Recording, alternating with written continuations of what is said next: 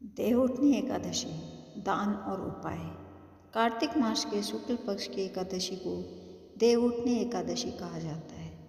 इस दिन भगवान विष्णु क्षीर सागर में 4 महीने की योग निद्रा से जागृत होते हैं। यही दिन चातुर्मास का अंत और शुभ कार्यों की शुरुआत का प्रतीक होता है।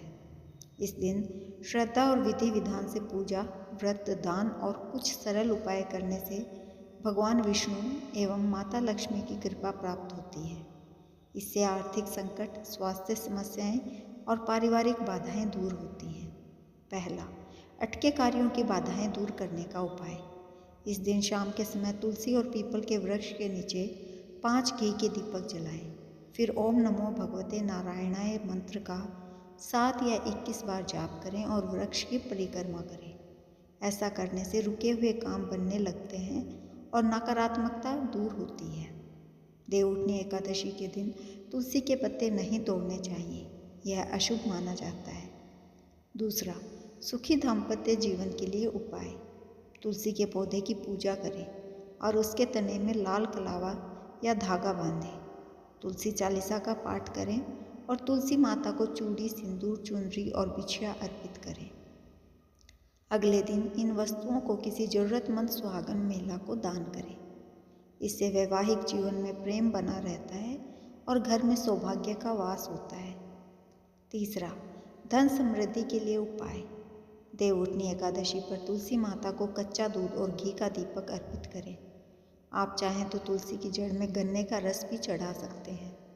यह उपाय माता लक्ष्मी को प्रसन्न करता है और घर में धन धान्य की वृद्धि होती है। चौथा, पुण्य के लिए दान। इस दिन पूजा के बाद किसी गरीब या जरूरतमंद व्यक्ति को गर्म कपड़े दान करें। यह दान न केवल पुण्यदायी है बल्कि ग्रह दोषों को भी शांत करता है और स्वास्थ्य अच्छा रहता है। पांचवा, अन्न दान का महत्व। देवउठनी एकादशी के अवसर पर 7 प्रकार के अनाज जैसे गेहूँ, चावल, जौ, बाजरा, मूंग, मसूर और उड़द दान करें। इससे घर में कभी अन्न की कमी नहीं होती और व्यापार में वृद्धि होती है। छठा, देवउठनी एकादशी पर क्या करें और क्या न करें। क्या करें? पहला, स्नान ध्यान करें। सूर्योदय से पहले स्नान करके शरीर और मन को पवित्र करें। दूसरा, व्रत रखें। श्रद्धा से व्रत रखें और पूरे दिन भगवान विष्णु का ध्यान करें। तीसरा, पीले रंग का प्रयोग करें। पूजा में पीले पुष्प, पीले वस्त्र और पीली मिठाई चढ़ाएं। यह विष्णु जी का प्रिय रंग है। चौथा, मंत्र जाप करें। ओम नमो भगवते वासुदेवाय या श्री विष्णु सहस्त्र नाम का जाप करें। पांचवा, दीप दान करें। घर के हर कोने में दीपक जलाएं, अंधेरा न रखें। छठा, तुलसी विवाह करें। इस दिन भगवान विष्णु और तुलसी माता का विवाह करवाना अत्यंत शुभ माना जाता है। सातवां, दान करें। अन्न, वस्त्र और धन का दान अपनी क्षमता अनुसार अवश्य करें। आठवां, रात्रि जागरण करें।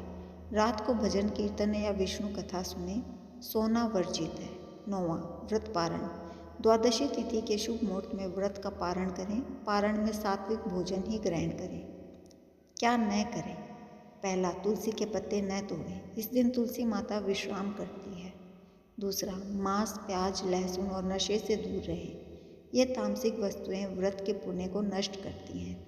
तीसरा, काले कपड़े न पहनें। यह दिन शुभता का प्रतीक है। काला रंग दुर्भाग्य लाता है।